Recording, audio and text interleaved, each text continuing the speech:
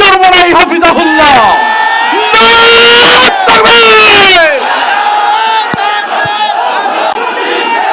আসসালামু আলাইকুম ওয়া রাহমাতুল্লাহি ওয়া বারাকাতুহু।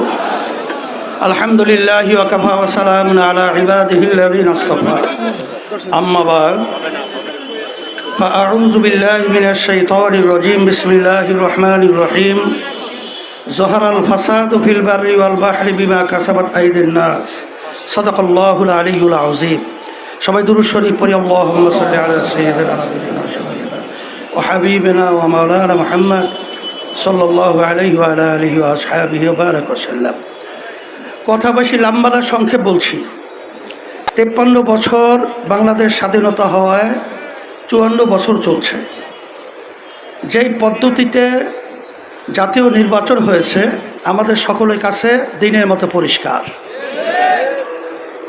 এখানে বর্তমান অন্তর্বর্তীকালীন সরকার তার প্রধান পরিষ্কারভাবে বলেছে যে 3টা মৌলিক দাবি বাস্তবায়নের পরেই এদেশ সুন্দর হওয়ার প্রক্রিয়া, এইটাই সে আমাদের কাছে ব্যক্ত করতে চেয়েছে।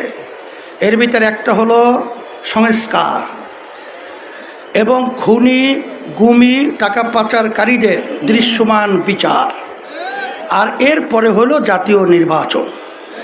আমি অন্তর্বর্তীকালীন সরকারকে বলবো, আপনি বলেছেন এটার পরেই জাতীয় নির্বাচন, কিন্তু সংস্কার কি হয়েছে? আচ্ছা, দৃশ্যমান বিচার হয়েছে? তা একটাও আমরা হয় নাই জনগণ বলছে।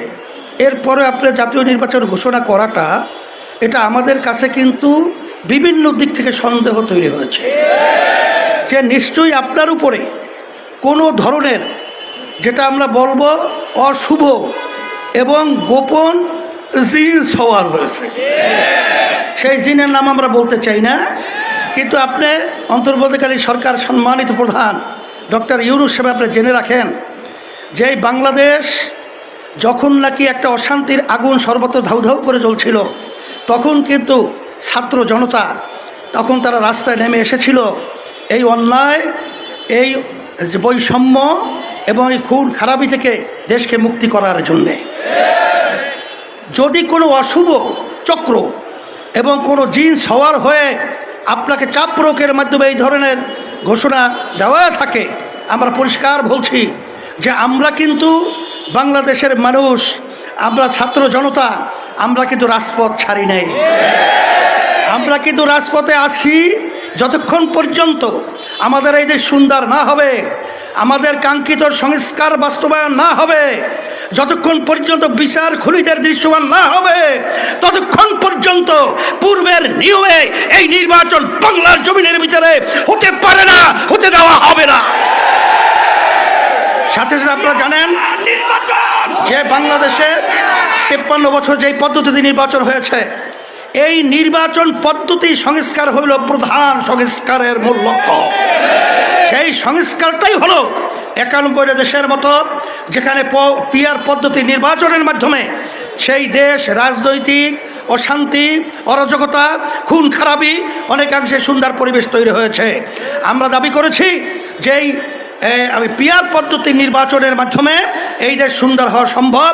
পেশি শক্তি এবং কালো টাকার দৌরাত্ম্য এবং বিভিন্ন পর্যায়ে যে গুন্ডাদের তাণ্ডব, এটা বন্ধ হওয়ার একমাত্র পদ্ধতি হলো পিআর পদ্ধতি নির্বাচন।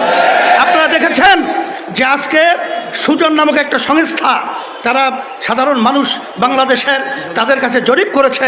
সেই জরিপের ভিতরে 71% মানুষ তারা পিআর পদ্ধতিতে নির্বাচন চায়। এখনো কি আপনি বুঝেন না? না আপনাদেরকে আরো সুন্দরভাবে বুঝাতে হবে? আমরা পরিষ্কার বলছি, এখন কিন্তু সর্বশ্রেণীর মানুষ, সাংবাদিক এবং সর্বমহলে সকলের দাবি হলো পিআর পদ্ধতি নির্বাচন বাংলাদেশে অনুষ্ঠিত হতে হবে এবং সংস্কার দৃশ্যমান হতে হবে এবং জুলাই সনদ আইনি তার স্বীকৃতি দিতে হবে। যদি জুলাই সনদ আইনি স্বীকৃতি না হয়, তারা ক্ষমতায় আসবে, 2 বছরে তারা পাশ করিয়ে নেবে। এটা হইলে গ্রাম্য কথা আছে, গুড়ে বালি। এটা কখনোই সম্ভব না, হতেও পারে না। এটা নির্বাচনের আগেই এটা হতে হবে এবং জুলাই সনদ আইনি স্বীকৃতি দিতে হবে। সেই লক্ষ্যে আপনাদের সকলকে উদাত্ত আহ্বান জানাচ্ছি, আসেন এই টেন্ডারবাজি, চাঁদাবাজি এবং এই খুনি এবং এই বাংলাদেশকে অশান্তি যারা করে, এবং এক কথায় বলবো বিদেশের যে আধিপত্য বিস্তার রোধের জন্যে একমাত্র বাংলাদেশে সুন্দর করার পদ্ধতি এবং মানুষ সর্বদিক থেকে সুন্দর পরিবেশ তৈরির জন্যে পিআর পদ্ধতিতে নির্বাচন হতে হবে। এই দাবিটি আজকে আমাদের এই প্রোগ্রাম। এখন আমরা মিছিল করব, জানাবো। এরপরেও যদি এবং আগামী এতেও এইটা বাস্তবায়নের জন্য আমরা বিভিন্ন কর্মসূচি সময় উপযোগী সেটা আমরা দেব ইনশাআল্লাহ। আমরা মাঠ ছাড়ছি না, আমরা শান্তি সুন্দরভাবে আমরা সবে অংশগ্রহণ করি, কোনো বিশৃঙ্খলা না হয়।